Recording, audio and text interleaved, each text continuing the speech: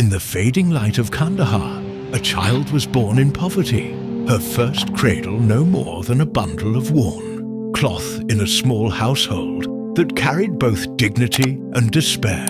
Her father, Mirzagias Beg, once affluent, was now displaced, forced to rebuild fortune at the Mughal court. The child was named Mer-un-Nissa, son among women, a name more hopeful than realistic at that moment. She could not know that one day the sun in her name would outshine every prince who claimed the sky. Her childhood was not gilded but sharpened. Life taught her early that beauty is powerful, but wit is indispensable. She learned to read not only Persian poetry and Quranic verses, but also the subtler language of bargains, alliances and facial expressions. When her father rose to service under Emperor Akbar, young Mer-un-Nissa first inhaled the air of empire. She saw courtiers bow like ripened wheat before power, and she learned that intrigue was as permanent as marble pillars. Her first marriage tied her to Sher Afghan, a noble stationed in Bengal. Loyal yet restless, he kept his independence in a world where loyalty to Mughal command was meant to be absolute. The young bride accompanied him, but carried her own mind into that foreign land. Bengal was a place of abundance and rebellion both, where governors often ruled like kings, and whispers of mutiny never ceased. She took measure of that turbulence, her mind cataloguing both instability and opportunity. The marriage ended abruptly in violence. A clash with imperial officers left Sher Afghan slain. Mer-un-Nissa became a widow, with a daughter, mere pieces on a chessboard, where widows were often erased. Yet she refused erasure. She was brought into Akbar's harem as a lady-in-waiting, a role dismissed by many as ceremonial. But for her, the grand harem was no prison. It was a library of political craft. She poured her attention into everything. The way decrees were dispatched, the way alliances shifted, the way whispers became realities by the next morning.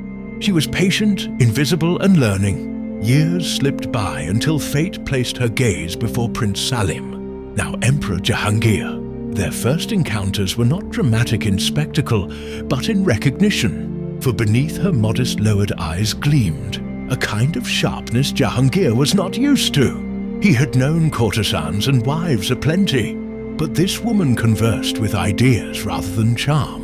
Her replies precise, her mind like a polished sword. He found in her not just beauty, but a partner who could steady the helm where his indulgences left him adrift. When she became his wife in 1611, the transformation was immediate. Mer-un-Nissa was reborn as Noor Mahal, the light of the palace, and soon elevated to Noor Jahan, the light of the world. But the new title was not mere flattery. From that moment, history began to fold around her. At first, courtiers watched with mild curiosity. Surely she was but a favorite consort, like many before her. But then suddenly coins began to bear her name. Farmans carried her seal. Orders for military promotions and revenue allocations bore her script. She received ambassadors herself and conversed on trade and treaties. The illusion of Jahangir controlling state affairs thinned, for he now leaned ever more into his pleasures of wine and opium, while Noor Jahan sharpened policy. This was no silent muse, but an active sovereign. Envy breeds with success. Whisper by whisper, men muttered that the emperor had become a puppet. Some said the lady behind the veil had bewitched him, that her spells outweighed imperial will. Others resisted more quietly by sharpening daggers in silk-sleeved arms. Assassination attempts stirred. Once, a jeweled goblet of wine seemed suspicious too. Noor Jahan and never reached the emperor's lips. Once, a dagger was lifted in the shadows by a servant, quickly cut down by guards before it reached her. She survived because her mind detected treachery, even before it fully ripened. But the noblest game of all unfolded in the emperor's own household: succession.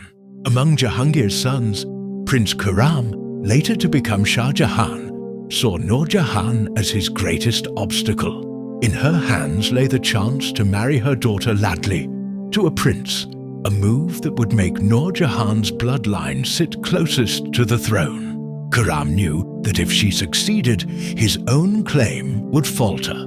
From affection, he drifted to hostility. Noor Jahan wove her counter-strategy. To one noble, she offered jagirs. To another, she married daughters into profitable positions. She strengthened her allies not only with promises, but actual profit, revenue from silk, privileges at ports, trade with Persians and English. She became the patron every ambitious commander sought. It was not swords she dealt, but favors, and favors can disarm faster than armies. Yet Khurram was not passive. He raised rebellion, even turned half the empire into battleground. At one point, Jahangir himself was seized by rebels. An emperor in chains, a humiliation aimed to unseat his line itself. But Noor Jahan did what many generals failed to. She rode into battle dressed in armor, mounted on an elephant, and directed volleys and maneuvers herself in desperate defense. The sight of the empress, commanding camps electrified her, supporters and unsettled her enemies. The delicate flower had become the iron thorn. For nearly a decade, the empire knew no decision Noor Jahan had not touched. If coins bore her name, soldiers bore her respect. To ambassadors, she was no longer wife but arbiter, the person who determined whether treaties thrived or died. Jahangir softened into her presence, drifting further into intoxications, leaving matters to her assured grasp. For some, this partnership was scandal. For others, it was stability. The empire gripped firmly, if unconventionally, by a woman. But empires run on cycles, and every dawn brings its dusk. Jahangir's health withered. His indulgences drained vigor from him, and whispers of his mortality grew louder. Noor Jahan tightened her maneuvers, attempting to secure succession through Shahryar, her son-in-law married to her daughter. If Shahryar became emperor, Noor Jahan's influence could continue unchecked. But politics is more than wit. It is also the sum of power, faction, and fortune. Shahryar faltered. Khurram's partisans rallied strong, and history chose Shah Jahan. For Noor Jahan, the end came not in dramatic execution or public disgrace, but in forced silence. Shah Jahan, though bitter and wary, respected her too much to destroy her. He allowed her to live in seclusion at Lahore, stripped of politics but not entirely of dignity. There she built gardens and turned to poetry. The enormous machinery she once controlled now spun beyond her, the throne beyond her reach. From her chamber windows, she must have watched the empire drift under the control of the very man who once despised her influence. Death came quietly in 1645. She was buried in a modest tomb near Lahore, simple compared to the triumphal marble of her stepsons. Taj Mahal. People might walk past it without pause, not knowing that within rests the woman who once commanded coins, armies, and policies of an empire. But history remembers beyond stone. Noor Jahan's legacy was not marble, but the memory that even inside the strictures of veils, one woman could wield the empire's might